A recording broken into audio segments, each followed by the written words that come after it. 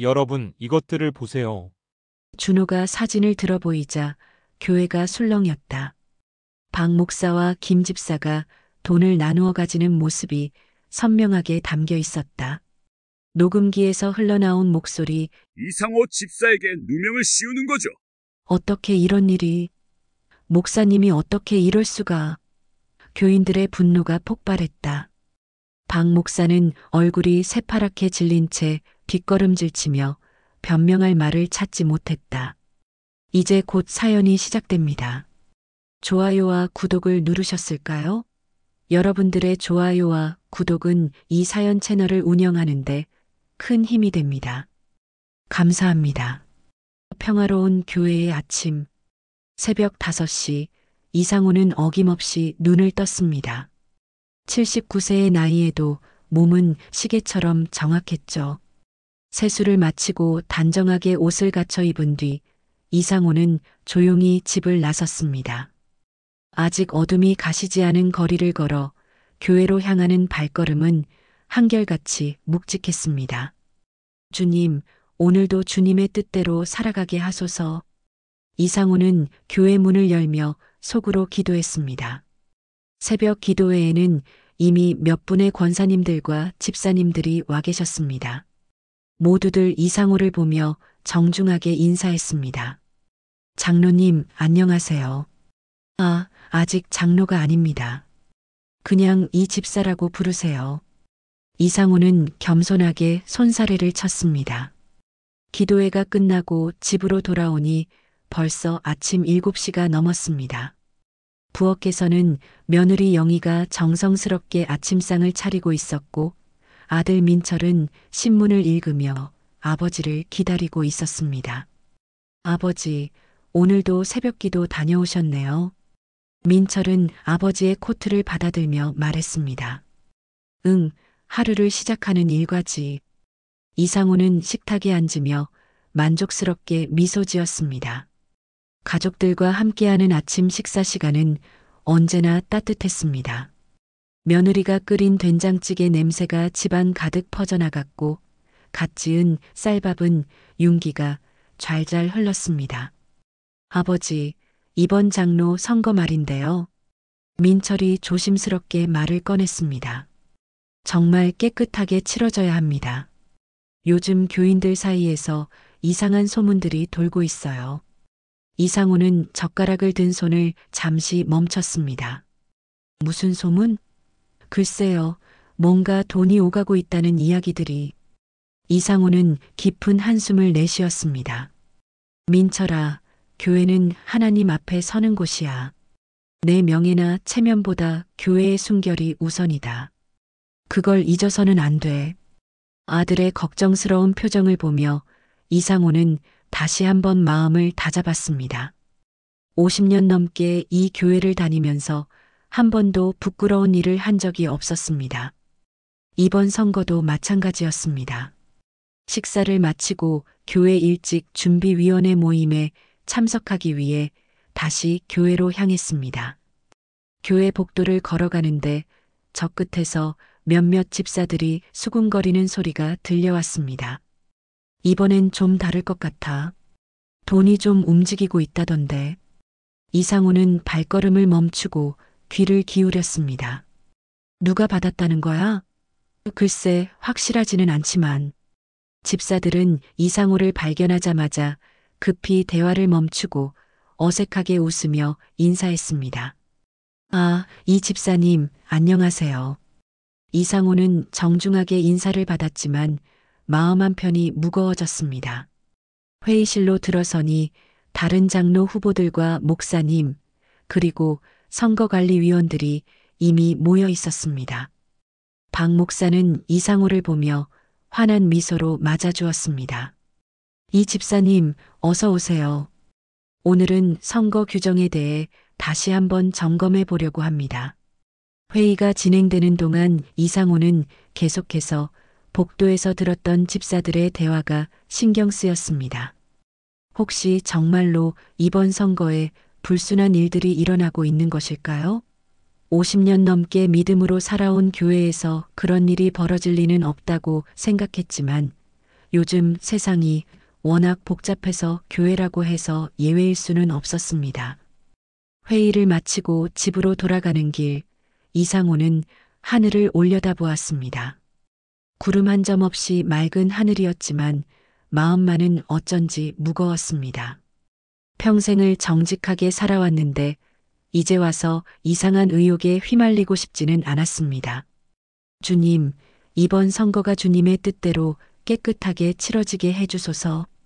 이상호는 속으로 간절히 기도하며 집으로 향했습니다. 선거를 일주일 앞둔 어느 목요일 오후, 이상호는 교회 사무실에서 선거 관련 서류를 정리하고 있었습니다. 그런데 복도 저편에서 들려오는 소곤거리는 목소리들이 점점 더 또렷하게 들려왔습니다. 이번엔 정말 큰 돈이 움직인다던데. 누구 말이야? 글쎄, 확실하지는 않지만. 이상호는 펜을 내려놓고 조용히 귀를 기울였습니다. 교회에서 돈 이야기가 나온다는 것 자체가 불편했습니다. 더욱이 장로 선거를 앞두고 이런 소문들이 돈다는 것은 심각한 문제였죠. 그때 사무실 문이 열리며 박 목사가 들어왔습니다. 이 집사님, 혼자 계셨군요. 박 목사는 문을 닫으며 의미심장한 미소를 지었습니다. 선거 준비하느라 고생이 많으시죠? 아닙니다, 목사님. 당연한 일이죠. 이상호는 정중하게 대답했습니다. 하지만 박 목사의 표정에서 뭔가 다른 의도가 느껴졌습니다. 이 집사님, 실은 할 말이 있어서 왔습니다. 박 목사는 의자를 당겨 앉으며 목소리를 낮췄습니다. 요즘 성도들 사이에서 이상한 이야기들이 돌고 있어요. 이 집사님이 너무 어떻게 말해야 할까요? 흠이 없어서 불편해한다는 거예요. 이상호는 박 목사의 말뜻을 이해할 수 없었습니다. 흠이 없다는 게 왜 문제가 됩니까? 아니, 그게 아니라. 박 목사는 잠시 망설이다가 말을 이었습니다. 사람이란 게 너무 완벽하면 오히려 거리감을 느끼거든요. 좀 더 어떻게 표현할까 친근하게 다가가실 필요가 있어요. 친근하게 다가간다는 게 무슨 뜻입니까? 이상호의 목소리에 경계심이 서렸습니다. 박 목사는 주위를 살피며 더욱 목소리를 낮췄습니다. 다른 후보들은 성도들과 개인적인 만남도 갖고 때로는 식사 대접도 하고 뭐 그런 식으로 소통을 하고 있거든요. 이상호는 박 목사의 말에서 묘한 암시를 느꼈습니다. 목사님, 혹시 그런 만남에서 부적절한 일들이 벌어지고 있다는 말씀입니까? 부적절하다기보다는 어떻게 받아들이느냐의 문제죠. 이 집사님도 적당히 맞춰주셔야 하지 않겠어요? 그 순간 이상호는 박 목사의 진의를 깨달았습니다. 결국 돈으로 표를 사라는 이야기였습니다. 목사님, 저는 그런 식으로는 장로가 되고 싶지 않습니다. 하나님 앞에 부끄러운 일은 할 수 없어요. 이상호는 단호하게 거절했습니다. 박 목사의 얼굴이 순간 굳어졌습니다. 이 집사님, 너무 원칙만 고집하시면 곤란해요. 교회 발전을 위해서라도 교회 발전이 그런 식으로 이루어져야 합니까? 이상호는 일어서며 말했습니다. 저는 깨끗한 선거를 원합니다. 박 목사가 나간 후 이상호는 깊은 한숨을 내쉬었습니다. 평생을 다닌 교회에서 이런 일이 벌어지고 있다는 것이 믿기지 않았습니다. 그런데 더 충격적인 일이 기다리고 있었습니다. 이틀 후 토요일 저녁 이상호는 집에서 내일 주일 설교를 준비하고 있었습니다. 그때 현관 문 밖에서 작은 소리가 났습니다. 문을 열어보니 아무도 없었지만 바닥에는 두툼한 봉투 하나가 놓여 있었습니다. 봉투 겉면에는 이상호 집사님께라고 적혀 있었습니다. 봉투를 집어들고 방으로 돌아와 조심스럽게 열어보았습니다. 안에는 깔끔하게 정리된 현금 다발과 함께 작은 메모 한 장이 들어 있었습니다. 선거에 도움이 되시길 바랍니다. 김 집사 올림이라고 적혀 있었습니다. 이상호는 손이 덜덜 떨렸습니다. 이게 대체 무슨... 이상호는 봉투를 다시 들여다보았습니다. 돈의 액수를 정확히 세어보지는 않았지만 상당한 금액인 것 같았습니다. 그 순간 방문이 살짝 열리며 아들 민철이 들어왔습니다. 아버지, 뭘 그렇게 보고 계세? 민철은 아버지 손에 들린 현금 다발을 보고 말을 잇지 못했습니다. 아버지, 그게 뭡니까? 민철의 목소리는 떨리고 있었습니다. 이상호는 당황한 나머지 봉투를 급히 서랍 속으로 밀어 넣었습니다. 아니다, 이건... 이상호는 제대로 설명할 수가 없었습니다. 억울했지만 지금 상황으로는 아무리 설명해도 의심스러워 보일 수밖에 없었습니다. 민철의 눈에는 실망감이 가득했습니다. 아버지가 그런 분이 아니라고 생각했는데. 민철아, 정말 아니야. 이건 누군가가 나를 모함하려고. 하지만 이상호의 말은 설득력이 없어 보였습니다. 민철은 고개를 저으며 방을 나갔고 이상호는 혼자 남겨진 채 깊은 절망에 빠졌습니다. 누군가가 자신을 함정에 빠뜨리려 한다는 것을 직감했지만 이제 와서 어떻게 증명할 수 있을까요? 그날 밤 이상호는 한숨도 잘 수 없었습니다. 천장을 바라보며 뒤척이다가 새벽 3시가 되어서야 간신히 잠이 들었죠. 꿈속에서도 아들 민철의 실망스러운 눈빛이 계속 떠올랐습니다. 평생을 정직하게 살아온 자신이 이런 의혹을 받게 될 줄은 꿈에도 몰랐습니다. 다음 날 일요일 아침 식탁의 분위기는 어색했습니다. 민철은 아버지와 눈을 마주치지 않으려 애썼고 며느리 영희도 무슨 일인지 눈치를 챘는지 말없이 밥상을 차렸습니다. 아버지, 아침 드세요. 민철의 목소리는 평소보다 차갑게 들렸습니다. 민철아, 어제 일은... 이상호가 조심스럽게 말을 꺼내려 하자 민철이 젓가락을 내려놓았습니다. 아버지, 솔직히 말씀해 주세요. 그 봉투는 정말 뭡니까? 민철의 눈빛은 진지했습니다. 정말로 누군가가 아버지를 모함하려는 거라면 왜 그런 돈을 받으셨어요? 이상호는 깊은 한숨을 내쉬었습니다. 민철아, 아버지를 믿어다오. 나는 정말 아무것도 받지 않았어. 그 봉투는 누군가가 나를 함정에 빠뜨리려고. 그럼 지금 당장 그 봉투를 들고 경찰서에 가시죠. 정말 억울하시다면 그렇게 하셔야죠. 민철의 말에 이상호는 말문이 막혔습니다. 그럴 수도 있겠지만 이미 자신의 손에 들어온 돈을 누가 믿어줄까요? 더욱이 교회 안에서 벌어진 일이라 외부로 알려지면 교회 전체가 망신을 당할 수도 있었습니다. 교회에 가는 길, 이상호는 무거운 발걸음으로 성전을 향했습니다. 평소 같으면 설레는 마음으로 주일 예배를 준비했을 텐데 오늘은 교인들의 시선이 두려웠습니다. 교회 입구에서 몇몇 집사들이 자신을 보며 수군거리는 모습이 눈에 띄었습니다. 이상호 집사님, 안녕하세요. 김 집사가 다가와 인사했습니다. 바로 어제 봉투에 메모를 남긴 그 사람이었습니다. 이상호는 김 집사를 똑바로 쳐다보았습니다. 김 집사님, 어제 제 집 앞에... 무슨 말씀이세요? 김 집사는 태연한 표정으로 반문했습니다. 봉투 말입니다. 이상호가 낮은 목소리로 말하자 김 집사는 고개를 갸웃했습니다. 봉투요? 무슨 봉투 말씀이신지. 그의 연기는 완벽했습니다. 마치 정말로 모르는 듯한 표정이었죠. 이상호는 더 이상 추궁할 수 없었습니다. 예배가 시작되고 찬송이 울려 퍼졌지만 이상호의 마음은 조금도 평안하지 않았습니다. 박 목사의 설교가 시작되었습니다. 오늘은 정직한 신앙인에 대해 말씀드리겠습니다. 마치 자신을 겨냥한 설교처럼 느껴졌습니다. 하나님 앞에서 정직하지 못한 사람은 결코 주님의 일을 감당할 수 없습니다. 설교가 끝나고 예배를 마친 후 이상호는 집으로 돌아가려 했습니다. 그런데 교회 복도에서 여러 집사들이 둘러싸며 대화를 나누고 있었습니다. 이상호 집사님, 잠깐만요. 장 집사가 이상호를 불렀습니다. 무슨 일이십니까? 이상호가 묻자 집사들이 서로 눈빛을 주고받았습니다. 실은 우리가 들은 이야기가 있어서요. 혹시 이번 선거와 관련해서 장 집사가 말을 흐렸습니다.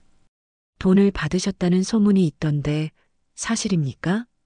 이상호는 순간 머리가 하얘졌습니다. 그런 소문이 벌써 돌고 있습니까? 글쎄요, 확실하지는 않지만 여러 사람들이 그런 이야기를 하더라고요. 박 집사가 거들었습니다. 이상호 집사님이 그런 분은 아니라고 생각하지만 요즘 세상이 워낙 저는 단 한 푼도 받은 적이 없습니다. 이상호는 단호하게 말했습니다. 하지만 집사들의 표정은 반신반의하는 듯 했습니다. 물론 저희도 그렇게 생각합니다만 소문이 너무 구체적이어서요. 심지어 금액까지. 그때 뒤에서 누군가 끼어들었습니다. 금액이 얼마라고 했습니까? 돌아보니 민철이 서 있었습니다. 아들이 이 대화를 듣고 있었다는 사실에 이상호는 더욱 당황했습니다. 아들분이시군요. 실은 300만 원 정도라고. 민철의 얼굴이 하얗게 변했습니다. 어제 본 봉투 안에 돈이 대략 그 정도 되는 것 같았거든요. 아버지. 민철의 목소리는 떨리고 있었습니다. 이상호는 아들의 눈빛에서 완전한 실망을 읽을 수 있었습니다. 민철아, 정말 아니야. 누군가 나를. 하지만 이미 늦었습니다. 주변 집사들도 부자간의 묘한 분위기를 눈치챘습니다. 혹시 정말로. 아니, 그런 게 아니라. 이상호는 변명하려 했지만 말이 엉키기만 했습니다. 그 순간 교회 사무실에서 박 목사가 나왔습니다. 여기서 뭘 하고 계신가요? 박 목사의 목소리는 차갑게 들렸습니다. 목사님, 이상호 집사님과 관련해서 장 집사가 설명하려 하자 박 목사가 손을 들어 제지했습니다. 교회에서 이런 이야기는 적절하지 않습니다.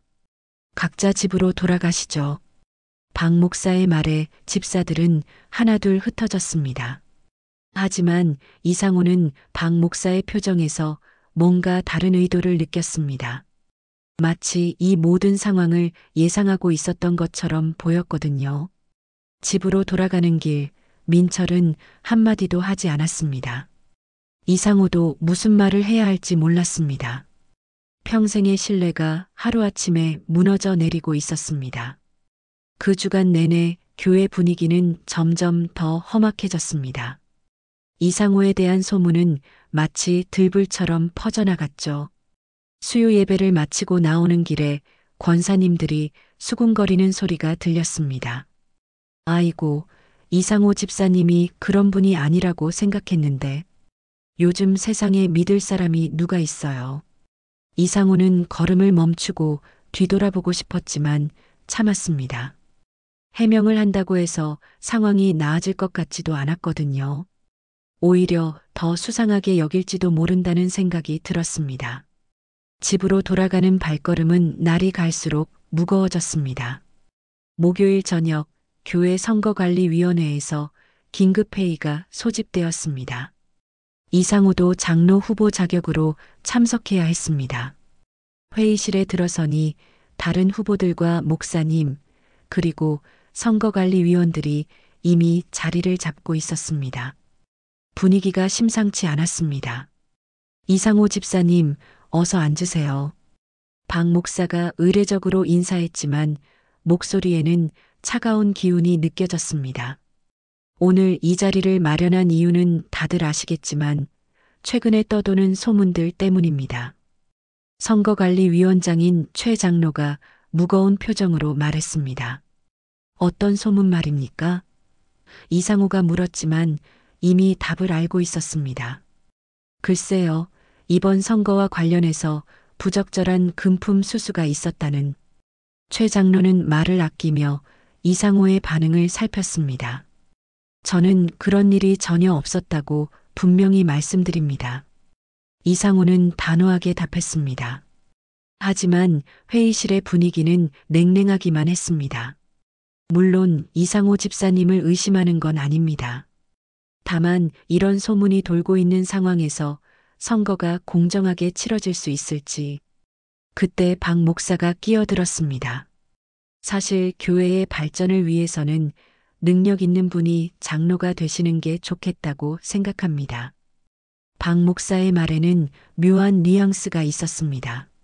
능력이라고 하면 무엇을 뜻하시는 겁니까? 이상호가 반문했습니다. 현실을 직시할 줄 아는 능력 말입니다. 요즘 같은 세상에 너무 원칙만 고집하면. 박 목사는 말을 흐리며 다른 후보들을 바라보았습니다. 김 집사와 이 집사가 고개를 끄덕이는 모습이 보였습니다. 이상호는 그 순간 자신이 완전히 고립되어 있다는 것을 깨달았습니다. 목사님, 원칙을 지키는 것이 잘못된 일입니까? 이상호의 목소리는 떨리고 있었습니다. 잘못되었다는 게 아니라 융통성이 필요하다는 뜻입니다. 교회도 사회의 일부가 아닙니까? 박 목사의 답변은 이상호에게 더 큰 실망감을 안겨주었습니다. 회의가 끝나고 집으로 돌아가는 길, 이상호는 자신의 50년 신앙생활을 돌아보았습니다. 언제부터 교회가 이렇게 변해버린 걸까요? 아니면 자신만 뒤처져 있는 걸까요? 혼란스러운 마음으로 집문을 열었습니다. 거실에서는 민철이 고등학생 아들 준호와 무언가 심각한 대화를 나누고 있었습니다. 아버지가 오셨네. 민철은 이상호를 보며 어색하게 말했습니다. 할아버지, 안녕하세요. 준호는 평소보다 조심스럽게 인사했습니다. 무언가 이상호에 대한 이야기를 했다는 것이 분명했습니다. 준호야, 공부는 잘 되고 있니? 이상호는 일부러 밝게 물었습니다. 네, 할아버지. 그런데 준호가 망설이더니 조심스럽게 물었습니다. 할아버지, 정말 아무것도 안 받으셨어요? 고등학생 손자까지도 의심하고 있다는 사실에 이상호는 가슴이 미어졌습니다. 준호야, 할아버지를 믿어다오. 정말로 아무것도 받지 않았어. 이상호는 손자의 어깨를 가볍게 두드리며 말했습니다. 그럼 그 봉투는 뭐예요? 아빠가 말씀하시길. 아, 그건. 이상호는 또다시 설명할 수 없는 상황에 부딪혔습니다. 그 주 금요일 더욱 충격적인 일이 벌어졌습니다. 주일 예배를 하루 앞두고 있는 토요일 저녁 교회 게시판에 이상한 공고문이 붙었습니다. 장로 선거 관련 중요 공지라는 제목의 글이었죠. 내용은 더욱 충격적이었습니다.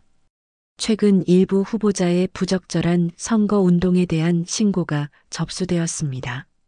선거의 공정성을 위해 관련 증거 자료를 공개합니다. 공고문 아래에는 이상호의 이름이 적힌 뇌물수수 내역서가 첨부되어 있었습니다. 김 집사로부터 300만 원, 박 집사로부터 200만 원, 이런 식으로 자세하게 기록되어 있었습니다. 이상호는 그 공고문을 보고 다리에 힘이 빠져 주저앉을 뻔했습니다.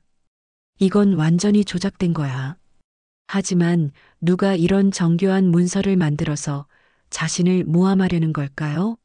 그리고 왜 하필 장로 선거를 하루 앞둔 시점에 이런 일이 벌어지는 걸까요? 교회 앞을 지나가던 교인들이 하나둘씩 게시판 앞에 모여들었습니다. 어머, 이게 뭐야? 이상호 집사님이 정말 나이고 실망이다. 사람들의 수군거림이 점점 더 커졌습니다. 이상호는 더 이상 그 자리에 서 있을 수가 없었습니다. 집으로 돌아와 가족들에게 상황을 설명하려 했지만 이미 소문은 온 동네에 퍼진 후였습니다. 민철은 아버지를 바라보는 눈빛이 완전히 달라져 있었습니다. 아버지, 정말 실망입니다. 평생 저에게 정직하게 살라고 하시더니. 민철아, 정말 아니야. 누군가 나를 함정해.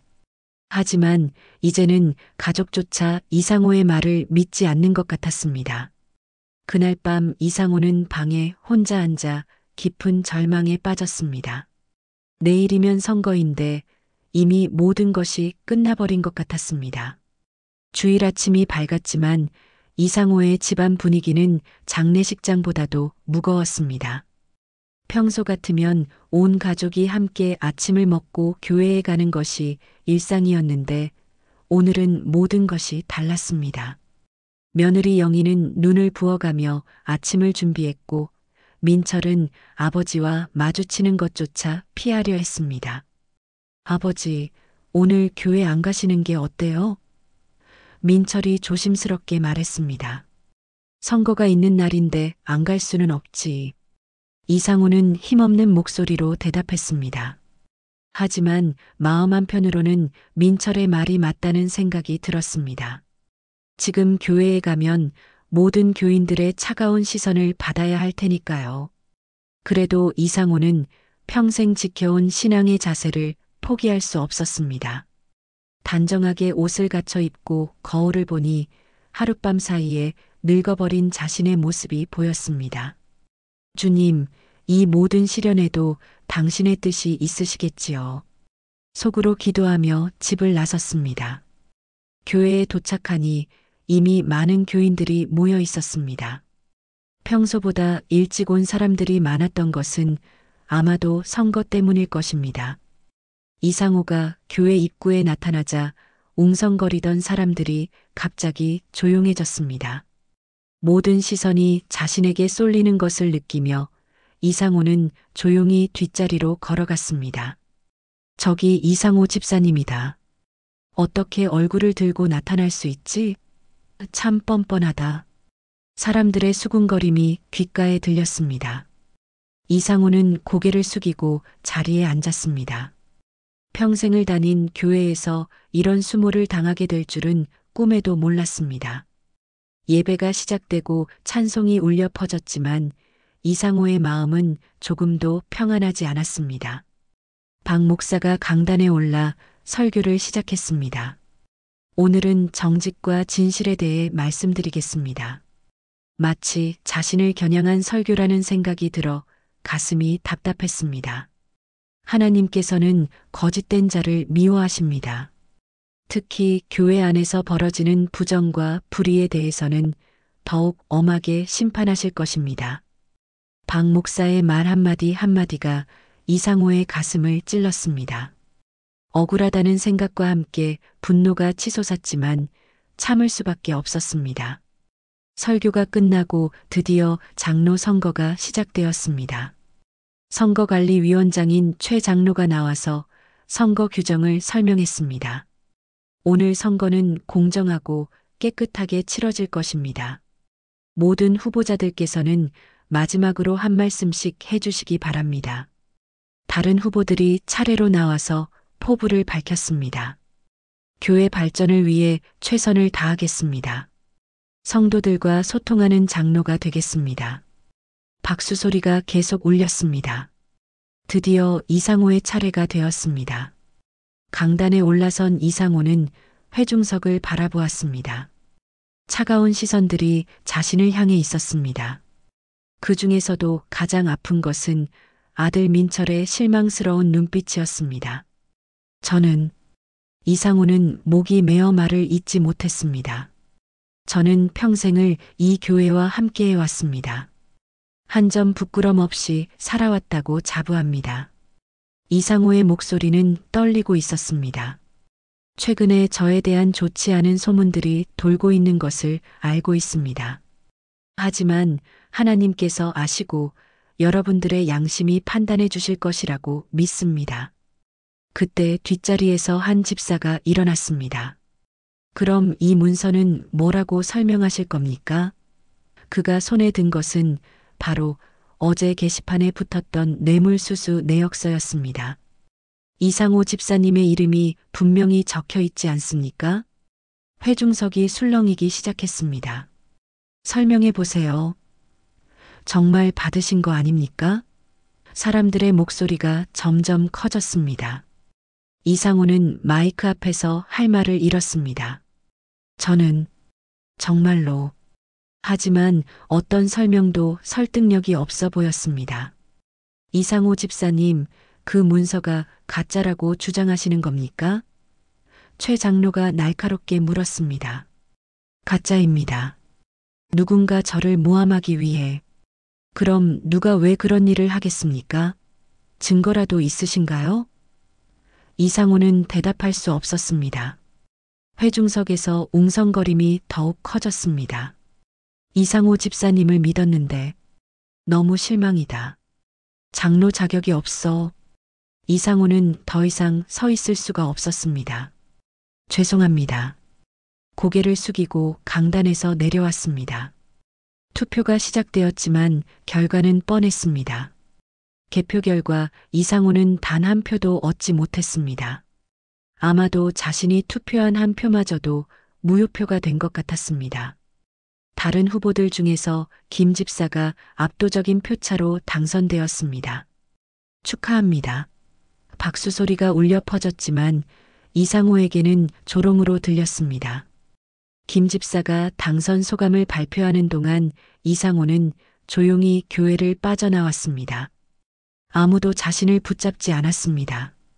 오히려 모든 사람들이 안도하는 것 같았습니다. 집으로 돌아온 이상호는 방문을 닫고 무릎을 꿇었습니다. 주여, 제 억울함을 아시지 않습니까? 눈물이 쏟아져 내렸습니다. 나는 정말 아무것도 받지 않았습니다. 왜 이런 시련을 주시는 겁니까? 그때 방문이 조용히 열리며 민철이 들어왔습니다. 아들도 눈물을 흘리고 있었습니다. 아버지. 민철은 아버지를 껴안았습니다. 정말 아무것도 안 받으신 거죠? 그럼 아버지가 언제 거짓말을 했니? 부자가 서로 껴안고 울고 있을 때 고등학생 손자 준호가 방으로 들어왔습니다. 할아버지, 아빠. 준호의 손에는 낡은 서랍에서 찾은 듯한 봉투가 들려 있었습니다. 이게 뭔지 모르겠지만 할아버지 책상 서랍 깊숙한 곳에서 발견했어요. 봉투 겉면에는 이상호의 손글씨로 민철에게라고 적혀 있었습니다. 이상호는 그 봉투를 보고 깜짝 놀랐습니다. 언제 그런 봉투를 숨겨두었는지 기억이 나지 않았거든요. 준호가 봉투를 건네주며 말했습니다. 할아버지, 이 안에 뭔가 중요한 게 들어있는 것 같아요. 이상호는 떨리는 손으로 봉투를 받아들었습니다. 겉면의 글씨는 분명 자신의 손글씨였지만 언제 이런 봉투를 만들어 두었는지 전혀 기억이 나지 않았습니다. 이상하다. 내가 언제 이런 걸? 중얼거리며 봉투를 조심스럽게 열어보았습니다. 봉투 안에서 첫 번째로 나온 것은 이상호의 떨리는 글씨로 쓰인 편지였습니다. 민철아, 혹여 내가 교회에서 욕을 먹더라도 절대 변명하지 마라. 하나님께서 아신다면 그것으로 충분하다. 그러나 이 증거를 맡긴다. 언젠가 진실을 밝힐 날이 올 것이다. 편지를 읽는 이상호의 얼굴은 점점 더 놀라움으로 가득 찼습니다. 아버지, 이게 정말 아버지가 쓰신 거예요? 민철이 의아해하며 물었습니다. 글씨는 분명 내 것 같은데. 하지만 언제 이런 편지를. 이상호는 머리를 쥐어뜯으며 기억을 되살리려 애썼습니다. 그런데 이상하게도 희미하게나마 기억의 편린들이 떠오르기 시작했습니다. 2달 전쯤 새벽 기도를 마치고 돌아오는 길이었습니다. 교회 사무실에서 이상한 소리가 들려서 문틈으로 살짝 들여다본 적이 있었습니다. 박 목사와 몇몇 집사들이 책상 위에 돈을 놓고 뭔가 이야기하고 있었죠. 그때는 헌금 정리하는 줄 알았는데. 아, 맞다. 그때 이상호의 기억이 조금씩 되살아났습니다. 그날 밤 집에 와서 뭔가 불안한 마음에 혹시 모를 일에 대비해서 증거를 남겨두었던 것 같았습니다. 하지만 워낙 충격적인 일들이 연속으로 벌어지면서 그 기억마저 묻혀버렸던 것이죠. 준호는 계속해서 봉투 안을 뒤지고 있었습니다. 할아버지, 여기 사진들도 있어요. 봉투에서 나온 것은 몇 장의 사진과 녹음기였습니다. 사진들을 보는 순간 이상호와 민철의 눈이 동시에 커졌습니다. 이게 뭐야? 사진 속에는 박 목사와 김 집사, 그리고 몇몇 다른 집사들이 교회 사무실에서 돈을 주고받는 모습이 선명하게 담겨 있었습니다. 날짜를 보니 2달 전, 바로 장로 선거 후보 등록이 시작되기 직전이었습니다. 아버지, 이 사진들을 언제 찍으신 거예요? 이상호의 기억이 점점 더 선명해졌습니다. 그날 새벽 교회에서 이상한 소리를 듣고 휴대폰으로 몰래 사진을 찍었던 기억이 났습니다. 그리고 집에 와서 혹시 모를 일에 대비해 증거를 숨겨두었던 것도요. 그래, 맞아. 그때 뭔가 이상하다는 생각이 들어서 녹음기를 틀어보자 더욱 충격적인 내용이 흘러나왔습니다. 박 목사의 목소리였습니다. 이번 선거는 확실하게 처리해야 합니다. 이상호 집사는 너무 원칙적이어서 우리 계획에 방해가 될 수 있어요. 그럼 어떻게 하시겠습니까? 김 집사의 목소리도 들렸습니다. 간단합니다. 이상호 집사에게 누명을 씌우는 거죠. 그 사람은 워낙 깨끗해서 오히려 쉬울 겁니다. 누명요? 돈 봉투 하나 집 앞에 놓아두고 뇌물수수 명단에 이름을 올리면 끝이에요. 누가 그런 깨끗한 사람을 의심하겠어요? 녹음이 계속 이어졌습니다. 그럼 장로는 누가 되는 겁니까? 당연히 김 집사님이죠. 이미 다 정해진 일이에요. 다만 절차상 선거를 치러야 하니까. 웃음소리가 들렸습니다. 이상호 집사만 제거하면 나머지는 문제 없습니다. 민철은 녹음을 들으며 주먹을 꽉 쥐었습니다. 이렇게 치밀하게 계획된 일이었구나. 준호도 분노에 찬 표정으로 말했습니다. 할아버지, 이 사람들이 할아버지를 이렇게 모함한 거였어요. 정말 나쁜 사람들이에요. 이상호는 녹음을 들으며 복잡한 감정에 휩싸였습니다.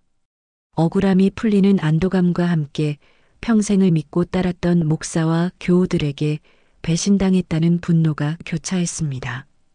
그동안 내가 얼마나 억울했는지 눈물이 다시 흘러내렸습니다. 아버지, 이제 진실이 밝혀졌으니 당장 교회에 가서 이것들을 공개해야 해요. 민철이 흥분해서 말했습니다. 하지만 이상호는 고개를 저었습니다. 아니다, 민철아.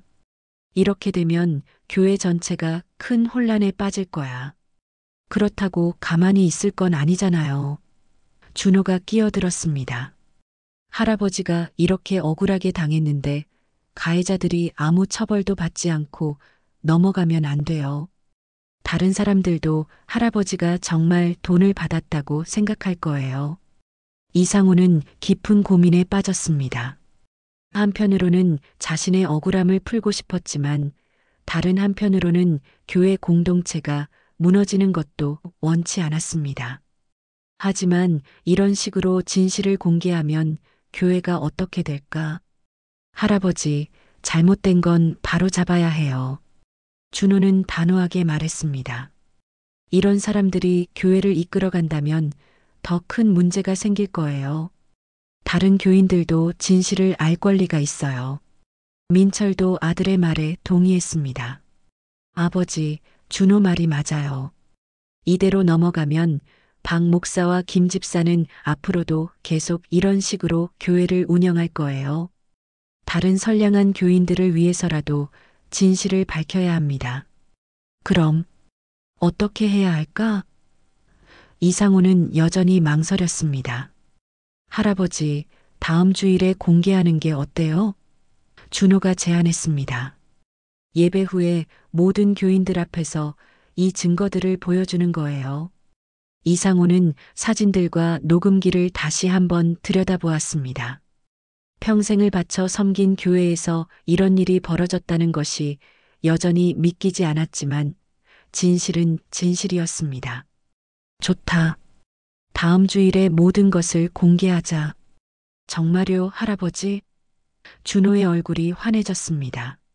네, 이제 진실을 숨길 이유가 없어요. 이상호는 결심을 굳혔습니다. 비록 교회에 큰 파장이 일겠지만 거짓된 평화보다는 아픈 진실이 낫다는 생각이 들었습니다. 그날 밤 이상호는 오랜만에 편안하게 잠들 수 있었습니다.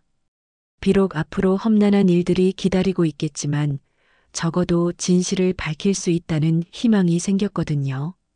다음 주일이 다가오자 이상호는 평소와 달리 마음이 무거우면서도 어딘가 홀가분했습니다. 일주일 동안 밤마다 준호와 민철과 함께 어떻게 진실을 공개할지 계획을 세웠습니다. 준호는 특히 열성적이었습니다. 할아버지, 저는 할아버지를 믿어요. 그분들이 할아버지에게 한 일은 용서할 수 없어요. 주일 아침, 이상호는 평소보다 일찍 일어났습니다. 거울을 보니 지난 일주일 동안 많이 수척해진 얼굴이 보였지만 눈빛만은 예전보다 더 또렷했습니다. 오늘은 모든 것이 끝나는 날이구나. 속으로 중얼거리며 단정하게 옷을 갖춰 입었습니다. 교회에 도착하니 예상보다 많은 사람들이 와 있었습니다. 아마도 지난주 있었던 장로 선거 결과와 이상호에 대한 소문 때문에 더 많은 관심을 갖고 온 것 같았습니다. 사람들은 여전히 이상호를 보며 수군거렸지만 이제는 그런 시선들이 두렵지 않았습니다. 예배가 시작되고 박 목사가 강단에 올랐습니다. 오늘은 새로운 시작에 대해 말씀드리겠습니다. 박 목사의 목소리는 여전히 자신감에 차 있었습니다. 지난주 우리 교회에 새로운 장로님이 선출되었습니다. 하나님의 뜻에 따라 김 집사님께서 장로로 선출되신 것을 다시 한번 축하드립니다. 김 집사는 앞자리에 앉아 만족스러운 미소를 지으며 박수를 받았습니다. 앞으로 김 장로님과 함께 우리 교회를 더욱 발전시켜 나가겠습니다. 물론 지난 주간 있었던 불미스러운 일들은 모두 정리되었으니 더 이상 언급하지 맙시다. 박 목사의 말을 들으며 이상호는 가슴이 뜨거워졌습니다. 불미스러운 일이라고 표현하다니 자신을 완전히 매장시키려는 의도가 분명했습니다. 준호도 할아버지 옆에서 주먹을 꽉 쥐고 있었습니다. 설교가 끝나고 마침내 그 순간이 왔습니다. 박 목사가 이제 예배를 마치겠습니다라고 말하려는 찰나 준호가 자리에서 벌떡 일어났습니다. 잠깐만요. 준호의 목소리가 성전 안에 울려 퍼졌습니다. 모든 사람들이 놀라서 준호를 쳐다보았습니다. 학생, 지금 예배 중인데 무슨... 박 목사가 당황하며 말했습니다. 하지만 준호는 이미 앞으로 걸어나가고 있었습니다. 저는 이상호 집사님의 손자 준호입니다. 준호의 목소리는 떨리고 있었지만 또렷했습니다. 회중석이 술렁이기 시작했습니다. 저 애가 뭘 하려는 거야? 이상호 집사 손자가 왜 나와? 사람들의 웅성거림 속에서 준호는 단상에 올라섰습니다. 박 목사는 준호를 제지하려 했지만 이미 늦었습니다. 여러분, 제가 오늘 여기 나온 이유는 할아버지에 대한 진실을 말씀드리기 위해서입니다. 준호는 손에 들고 있던 봉투를 들어 보였습니다. 지난주 할아버지께서 돈을 받으셨다는 소문 때문에 장로 선거에서 낙선하셨죠. 하지만 그 모든 것이 거짓이었습니다. 박 목사의 얼굴이 순간 하얗게 변했습니다. 학생, 지금 무슨 말을 하는 건가? 어른들의 일에. 어른들의 일이요? 준호는 박 목사를 똑바로 쳐다보았습니다. 거짓으로 사람을 모함하는 게 어른들의 일입니까? 준호는 봉투에서 사진들을 꺼내 들었습니다. 여러분, 이것들을 보세요. 이 사진들은 2달 전 할아버지께서 새벽 기도 후에 교회 사무실에서 찍으신 것들입니다. 첫 번째 사진을 들어보이자 회중석에서 탄성이 터져 나왔습니다. 사진 속에는 박 목사와 김 집사가 책상 위에 놓인 돈을 나누어 가지는 모습이 선명하게 담겨 있었습니다. 이게 뭐야? 목사님과 김 집사님이 돈을? 사람들의 놀라는 소리가 교회 안을 가득 채웠습니다. 그뿐만 아닙니다. 준호는 녹음기를 들어 보였습니다. 여기에는 더욱 충격적인 내용이 담겨 있습니다. 녹음기를 틀자 박 목사와 김 집사의 대화가 성전 안에 울려 퍼졌습니다. 이상호 집사는 너무 원칙적이어서 우리 계획에 방해가 될 수 있어요. 회중석이 점점 더 소란스러워졌습니다. 간단합니다. 이상호 집사에게 누명을 씌우는 거죠. 녹음이 계속 흘러나오자 사람들의 분노가 폭발했습니다. 어떻게 이런 일이, 목사님이 어떻게 이럴 수가, 이상호 집사님을 모함한 거였구나. 박 목사는 얼굴이 새파랗게 질린 채 뒷걸음질 쳤습니다. 이건 조작된 거야.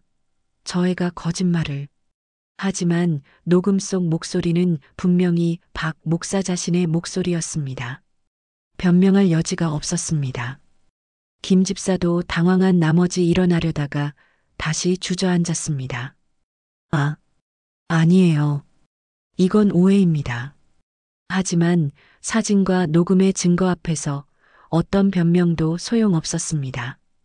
여러분, 준호의 목소리가 다시 울려 퍼졌습니다. 제 할아버지는 평생을 정직하게 사셨습니다. 단 한 푼도 부정한 돈을 받은 적이 없으세요. 그런데 이 사람들이 할아버지를 이렇게 모함했습니다. 준호의 목소리는 울음이 섞여 있었습니다. 회중석에서 분노한 교인들이 일어나기 시작했습니다. 박 목사님, 설명해 보세요. 어떻게 이런 짓을 할 수가 있어요? 이상호 집사님께 사과하세요. 사람들은 박 목사와 김 집사를 애워싸며 따져 물었습니다. 잠깐만요, 여러분. 박 목사가 손을 들며 소리쳤지만 아무도 들으려 하지 않았습니다. 이건 오해입니다. 설명할 기회를. 하지만 이미 교인들의 분노는 걷잡을 수 없이 커져 있었습니다. 그때 이상호가 조용히 단상으로 걸어 나왔습니다. 여러분, 잠깐만 조용히 해주세요. 이상호의 목소리는 차분했습니다. 교인들이 점차 조용해지자 이상호는 깊은 한숨을 내쉬었습니다. 저는 여러분께 실망했습니다. 이상호의 말에 모든 사람들이 귀를 기울였습니다. 50년 넘게 이 교회를 사랑했는데 이런 일이 벌어질 줄은 몰랐습니다. 하지만 더 실망스러운 것은 여러분이 저를 믿지 않았다는 것입니다. 교회 안이 조용해졌습니다. 이상호의 말 한마디 한마디가 사람들의 가슴을 찔렀습니다. 이제 진실이 밝혀졌으니 모든 것이 끝났다고 생각합니다. 더 이상 이 교회에서 무슨 직책을 맡고 싶지도 않습니다. 이상호의 말이 끝나자 교회 안은 숨막힐 듯한 정적에 휩싸였습니다. 그때 맨 뒷자리에서 한 권사님이 일어났습니다. 이상호 집사님, 정말 죄송합니다. 그 권사님의 목소리는 떨리고 있었습니다. 저희가 집사님을 의심했습니다. 그러자 다른 교인들도 하나둘씩 일어나기 시작했습니다. 집사님, 용서해 주세요. 저희가 잘못 생각했어요. 정말 죄송합니다. 사과의 목소리들이 교회 안에 울려 퍼졌습니다. 하지만 이상호의 표정은 여전히 차갑기만 했습니다. 사과받을 생각은 없습니다. 이상호는 단호하게 말했습니다. 여러분이 저를 어떻게 생각하든 상관없어요. 다만 이 교회가 앞으로 어떻게 될지가 걱정됩니다. 그의 시선이 박 목사와 김 집사에게 향했습니다. 이런 사람들이 교회를 이끌어간다면 교인들의 분노는 이제 완전히 박 목사와 김 집사에게 집중되었습니다. 목사님, 당장 사임하세요. 김 집사님도 장로직을 내려놓으세요. 어떻게 하나님의 종이 이런 짓을 할 수가 있어요? 목소리들이 점점 더 거세졌습니다. 박 목사는 이미 얼굴이 새파랗게 질린 채 말을 잇지 못했습니다. 김 집사도 마찬가지였습니다. 평생을 쌓아온 신뢰와 권위가 한순간에 무너져 내리고 있었습니다. 저는 박 목사가 중얼거렸지만 아무도 들으려 하지 않았습니다. 그때 교인들 중 한 분이 큰 소리로 외쳤습니다. 투표합시다. 박 목사 불신임 투표를. 좋습니다. 찬성. 교인들의 목소리가 하나가 되었습니다. 순식간에 교회는 임시 교인 총회의 분위기가 되었습니다. 결국 그 자리에서 즉석 투표가 이루어졌습니다. 박 목사에 대한 불신임 투표와 김 집사의 장로직 박탈에 대한 투표였습니다. 결과는 압도적이었습니다. 참석한 교인의 90% 이상이 두 사람의 사임을 요구했습니다. 박 목사님과 김 집사님께서는 즉시 모든 직책에서 물러나시기 바랍니다. 최 장로가 투표 결과를 발표했습니다. 박 목사는 더 이상 버틸 수 없었습니다. 저는 사임하겠습니다. 그의 목소리는 간신히 들릴 정도로 작았습니다. 김 집사도 고개를 푹 숙이며 말했습니다. 장로직을 사임하겠습니다. 정말 죄송합니다. 하지만 이미 돌이킬 수 없는 강을 건넌 후였습니다. 두 사람은 교인들의 차가운 시선을 받으며 교회를 떠났습니다. 교회 안이 다시 조용해지자 교인들의 시선이 모두 이상호에게 집중되었습니다. 이상호 집사님, 이제 장로가 되셔야 합니다. 네, 집사님이 가장 적임자세요. 다시 선거를 치릅시다. 교인들의 목소리가 울려 퍼졌습니다. 하지만 이상호는 고개를 저었습니다. 아닙니다. 저는 장로가 될 생각이 없습니다. 예상치 못한 대답에 교인들이 놀랐습니다. 왜요, 집사님? 지금이야말로 집사님이 필요할 때인데요. 이상호는 잠시 침묵하다가 입을 열었습니다. 저는 이번 일로 많은 것을 깨달았습니다. 직책이 중요한 게 아니라 마음가짐이 중요하다는 것을 말이죠. 장로가 되지 않아도 하나님을 섬기는 데는 부족함이 없습니다. 하지만 집사님, 교인들이 아쉬워하자 이상호는 미소를 지었습니다. 대신 제가 부탁드릴 것이 있습니다. 앞으로는 서로를 더욱 믿고 의지했으면 합니다. 그리고 이런 일이 다시 일어나지 않도록 투명하고 깨끗한 교회를 만들어 갔으면 좋겠습니다. 몇 주가 지나고 교회는 서서히 안정을 찾아갔습니다. 새로운 목사를 청빙하는 과정에서 교인들은 더욱 신중하고 투명하게 절차를 진행했습니다. 그리고 모든 결정 과정에서 이상호의 의견을 구했습니다. 비록 장로는 아니었지만 그는 교회에서 가장 존경받는 어른이 되었습니다. 어느 화창한 일요일 오후 이상호는 가족들과 함께 교회 마당 벤치에 앉아 있었습니다. 민철과 준호 그리고 며느리 영희까지 모두 함께였습니다. 할아버지, 후회 안 하세요? 준호가 물었습니다. 장로가 될 수 있었는데 후회? 전혀. 이상호는 손자의 머리를 쓰다듬으며 말했습니다. 준호야, 덕분에 할아버지가 억울함을 벗을 수 있었어. 무엇보다 가족들이 할아버지를 믿어준 게 가장 고마워. 민철도 아버지의 손을 꼭 잡았습니다. 아버지, 의심해서 죄송했어요. 아니야, 민철아. 그럴 만했어. 이상호는 아들을 이해한다는 듯 고개를 끄덕였습니다. 오히려 그 일 때문에 우리 가족이 더 단단해진 것 같아. 봄바람이 벚꽃잎을 흩날리며 가족들 주위로 날렸습니다. 할아버지, 그런데 진짜 신기해요. 준호가 궁금한 표정으로 말했습니다. 할아버지는 어떻게 그때 증거를 미리 준비해 두신 거예요? 이상호는 하늘을 바라보며 미소 지었습니다. 아마도 하나님께서 도와주신 것 같구나. 하나님이요? 그래, 그때는 기억도 안 났지만 지금 생각해보니 하나님께서 할아버지에게 지혜를 주셔서 미리 준비하게 하신 것 같아. 이상호의 말에 가족들이 고개를 끄덕였습니다. 교회 종소리가 울려 퍼졌습니다. 저녁 예배를 알리는 종소리였습니다. 자, 이제 들어가자. 이상호가 일어서며 말했습니다. 가족들도 함께 일어났습니다. 할아버지, 앞으로도 계속 교회 다니실 거죠? 준호가 물었습니다. 물론이지. 이 교회는 할아버지의 평생 터전이야. 이상호는 교회 건물을 바라보며 말했습니다. 비록 아픈 일도 있었지만 이곳에서 많은 것을 배웠고 받았어. 이제는 할아버지가 다른 사람들에게 줄 차례야. 가족들이 손을 잡고 교회로 들어가는 모습을 보며 이상호는 마음속으로 기도했습니다. 주님, 감사합니다. 이 시련을 통해 더 큰 믿음을 주셔서 고맙습니다. 그리고 무엇보다 이 소중한 가족들을 주셔서 감사합니다. 그날 저녁 이상호는 새로 부임한 젊은 목사의 설교를 들으며 미소 지었습니다.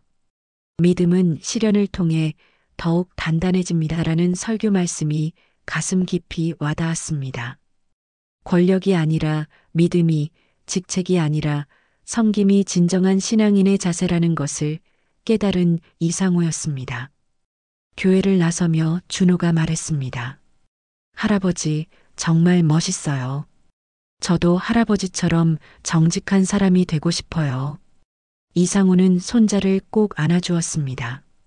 그래, 준호야. 할아버지가 평생 지켜온 것처럼 너도 정직하게 살아라. 그것이 가장 큰 재산이야. 새로운 세대의 믿음과 진실이 다시금 교회 공동체를 일으켜 세우고 있었습니다. 비록 아픈 상처가 있었지만 그 상처를 통해 더욱 성숙해진 공동체가 되어가고 있었습니다.